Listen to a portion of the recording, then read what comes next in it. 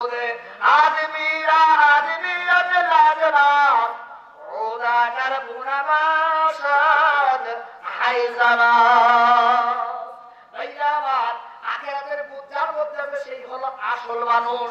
মানুষের মধ্যে যদি মানুষত্ব না থাকে, আখিরাতের বুঝ যদি তার মধ্যে না থাকে, আল্লাহ তাআলা বলেন ওগুলো মানুষ না, উলাইকা কাল আনআম, ওরা হলো মানুষ রূপে পশু। কথা ঠিক না? এই জন্য আমাদের আখিরাতের জন্য তৈরি হইতে হবে। পারবো না ইনশাআল্লাহ? আল্লাহ তাআলা আমাদের আখিরাতের তৈরি হওয়ার তৌফিক দান করেন, আমিন। এই জন্য মাওলানা রুমি রহমাতুল্লাহ আলাইহি, আল্লামা রুমি রহমাতুল্লাহ আলাইহি তিনি একটা ঘটনা রাখছেন। এক রাখাল কতগুলি গরু পালতো, রাখাল কতগুলি গরু পালতো। এই গরুগুলো প্রত্যেক দিন কাঁচা মোড়া ঘাস, শুকনা ঘাসে বেঁধে রাখত। প্রত্যেক দিন শুকনা ঘাসে গরুগুলো বেঁধে রাখত। তা ওই গরুর মধ্যে একটা গরু ছিল খুব মোটা তাজা, তাজা জোয়ান একটা গরু ছিল। সেই গরু অন্য অন্য গরুদেরকে বলতেছে, এই আজকে যখন রাখাল রশি নিয়ে আসবে, কেউ রশি গলায় দিবে না, কারণ রাখাল আমাদের প্রত্যেকদিন মরা ঘাস শুকনা ঘাসে বেঁধে রাখে। ওই যে পাহাড়ের কিনারায় তাজা তাজা ঘাস, ওই তাজা তাজা ঘাসের কাছে ও রাখাল আমাদেরকে নেয় না, আমাদেরকে বুকা পাইয়া রাখাল প্রত্যেকদিন আমাদেরকে মরা ঘাস খাওয়াই। আজকে যখন রাখাল রশি নিয়ে আসবে, কেউ তোমরা রশি গলাই দিবা না, সকলে দৌড় দিবা পাহাড়ের কিনারায় বড় বড় কাঁচা ঘাস খাইতে। এই কথা বলার পরে অন্য অন্য গরুরা বলতেছে, না রে না, তোর কথা আমরা শুনবো না, আমরা আমাদের রাখালের কথা শুনবো, আমরা তোর কথা আমরা শুনবো না। ঠিক যখন রাখাল রশি নিয়ে আসলো, আসার পরে যখন রশি গলায় দিতে শুরু করলো, সমস্ত গরুরা রশি গলায় দিল, কিন্তু ওই মোটা তাজা গরুটা গলায় রশি দিল না। লেজ খেলা করে দৌড়তে শুরু করলো, ওই কাঁচা ঘাস খাওয়ার জন্য পাহাড়ের কিনারায় দৌড়তে শুরু করলো। গরু দৌড়ায় আর রাখাল পিছনে পিছনে রশি নিয়ে দৌড়ায়। আর রাখাল বলে, গরু ফের ফের ফের, তুই ওই কাঁচা ঘাস খাইতে যাস না, তুই কাঁচা ঘাস খাবি। আর ওই পাহাড়ের কিনারায় বড় বড় বাঘ চেয়ে রয়েছে, তুই কাঁচা ঘাস খাবি। আর ওই বাঘ আসিয়া তোকে থাবা দিয়ে ফেলে তোর বুক চিরে তোর রক্ত চুষতে শুরু করবে। যখন তোর রক্ত চুষতে শুরু করবে, তখন বুঝবি কাঁচা ঘাস খাওয়ার কি মজা। এখন বুঝবি না, তখন বুঝবি বাঘে কত ধরে বলবে। কথা ঠিক কিনা? মাওলানা রুমি রহমাতুল্লাহ আলাইহি তিনি বলেন, এরপরে রাখালের কথা আর ওই গরুটি শোনে না, অন্য অন্য গরুদেরকে নিয়ে আর রাখাল এরকম শুকনো ঘাসে বেঁধে দিচ্ছে, শুকনো ঘাস খাওয়াইয়া অন্য অন্য গরুদেরকে নিয়ে এরকম ভাবে রাখাল চলে আসলো বাড়ি। এখন ওই মোটা তাজা গরুটা পাহাড়ের কিনারায় গিয়ে তাজা তাজা ঘাস খায় আর রাখালকে গালি দেয়, অন্য অন্য গরুদেরকে গালি দেয় আর বলে, আহাম মুখের ধরেরা, আমি তোদেরকে কতবার বললাম রশি গলায় দিস না, তোরা মরা ঘাস খাও আর আমি কত তাজা তাজা ঘাস খাই। রাখালরে গালি দেয়, এত সুন্দর ঘাস খুঁজা আমাদেরকে মরা ঘাস খাওয়াইলি এতদিন। এভাবে রাখালকে গালি দেয়, অন্য অন্য গরুদেরকেও গালি দেয়। এদিকে 3 দিন পর্যন্ত একটা বাঘ না খাওয়া, ক্ষুধার তাড়নায় আল্লাহর কাছে ফরিয়াদ করলো, মাবুদ গো, তুমি আমাকে বানাইছো দিবা না। আল্লাহর কাছে দরখাস্ত করতেছে বাঘ যে আল্লাহ আজ 3 দিন পর্যন্ত না খাওয়া কোন খোরাক পাইনি, তুমি তো আমাকে বানাইছো, তুমি কি খোরাক আমাকে দিবা না? আল্লাহ তাআলা বাঘের দোয়াকে কবুল করে বসলেন। আল্লাহ তাআলা বাঘের দোয়া কবুল করে বসলেন। হঠাৎ করে বাঘ তাকিয়ে দেখে ওই পাহাড়ের কিনারায় একটা বড় তাজা জোয়ান একটা গরু ঘাস খায়। ওই বাঘটা তখন আল্লাহ শুকরিয়া আদায় করিয়া এক দৌড় দিয়া ওই গরুটাকে থাবা দিয়ে ফেলিয়া এইবার বুক চিরে রক্ত চুষতে শুরু করলো। এইবার যখন নাকি রক্ত চুষুনি শুরু করলো, এইবারে গরু চিল্লায় আর আফসোস করে, আহারে কেন রাখালের কথা শুনলাম না, কেন আমি রশি গলাই দিলাম না। আজকে যদি রাখালের কথা শুনতাম তাহলে আজকে আমি বিপদে পড়তাম না। খাবার উপর চিল্লাইতেছে, আফসোস করতেছে, কিন্তু বাঘে ছাড়ে না গরু। তার কারণ 3 দিন পর্যন্ত বাঘ না খাওয়া, বলা ঠিক না?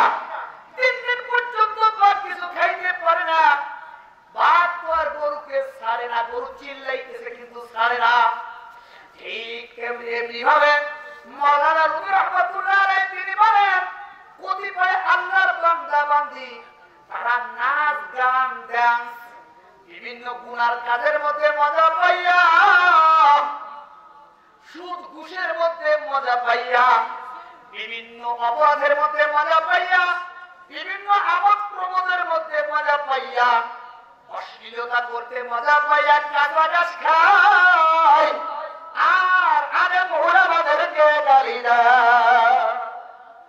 এরকম কতিপয় আল্লাহর বান্দা বান্দি তারাই ভাবে এরকম ভাবে গুনার কাজ করতে আছে, বিভিন্ন রকম ভাবে অশ্লীল কাজের মধ্যে লিপ্ত রয়েছে। আর তাদের হাজারো বার গোলাম একরাম কোরআনের রশি নিয়া রাখালের মতো বারবার এই সমস্ত প্রতিভা আল্লাহর বান্দা বান্দির কাছে যায়, বারবার এরকম কোরআনের রশি নিয়ে যায় আর কিনতে বলে যায় ফের তোরা কাঁচা খাইতে যাস না। কিন্তু ওলামা একরাম এই রাখালদের এই রশি তারা গলাই নেই না, কথা ঠিক না? এই আল্লাহ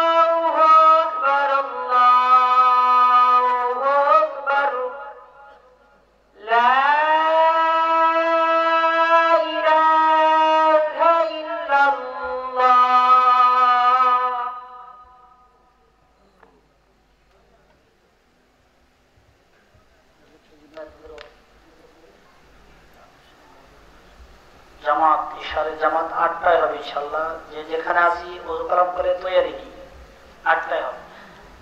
যা যে কথা বলতেছিলাম, তো আল্লাহ রবি রহমাতুল্লাহ এই ঘটনা লিখে তিনি বুঝাইতেছেন, এইটা হযরতে উলামা ইকরাম তারা কোরআন হাদিসের রশি নিয়ে দাঁড়ে দাঁড়ে বারে বারে বিভিন্ন মাহফিলে তাবলীগের মাধ্যমে মাহফিলের মাধ্যমে কোরআন হাদিস এরকম রূপায়ণ করার মাধ্যমে মানুষদেরকে বুঝাইতেছেন রশি দিয়ে, কথা ঠিক না?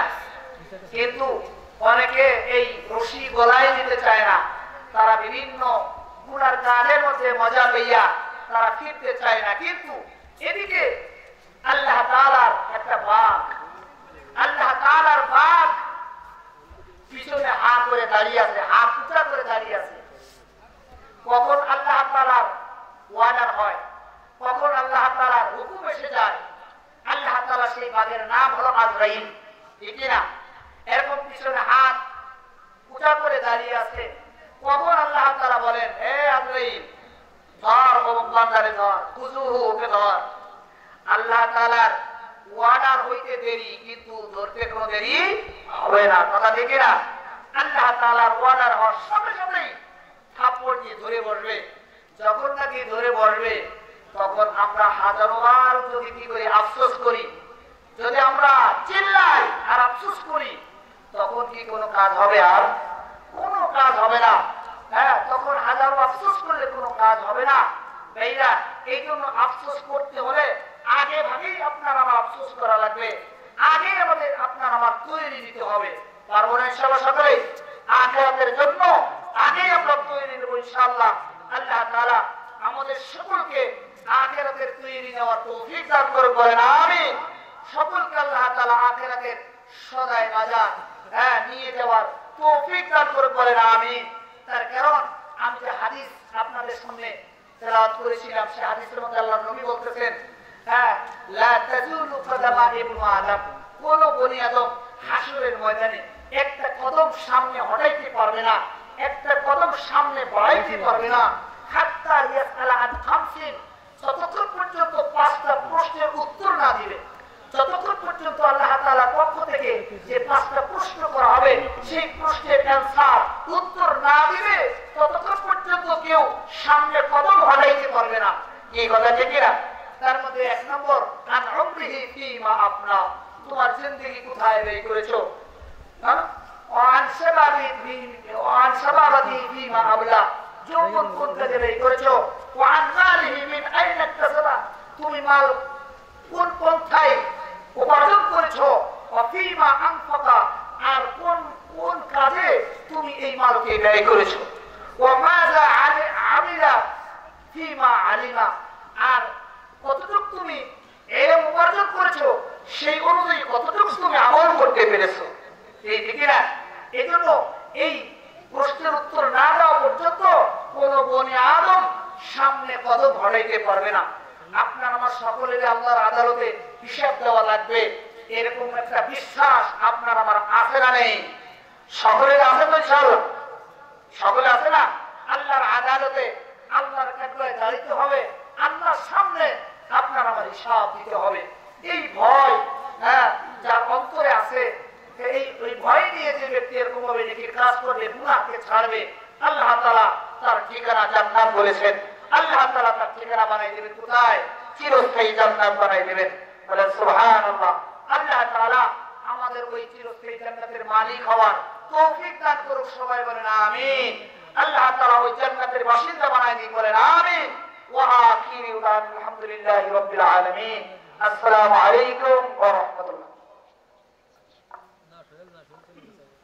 আলহামদুলিল্লাহ, সম্মানিত মসজিদে এ পর্যায়ে এশার নামাজের বিরতি, আমাদের যাদের উযু ইস্তেনজার প্রয়োজন অতি সত্বর আমরা উযু ইস্তেনজা করে মসজিদে চলে যাই। 8টায় ইনশাআল্লাহ জামাত হবে, নামাজের পর থেকে আবার যথারীতি আমাদের অনুষ্ঠান শুরু হবে ইনশাআল্লাহ। ইতিমধ্যেই আমাদের মাদ্রাসায় এসে উপস্থিত হয়েছেন আজকের এই মাহফিলের প্রধান অতিথি, বিশিষ্ট আলেমে দ্বীন,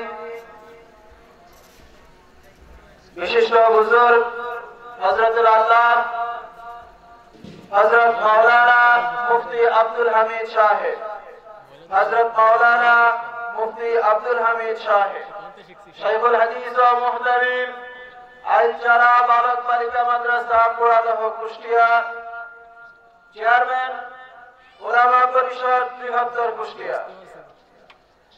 আমরা যারা এখনো এদিক ওদিকে ঘোরাফেরা করছি, এখনই 5 মিনিট পরে ইশার নামাজ হবে। আমরা সবাই মসজিদে চলে আসি।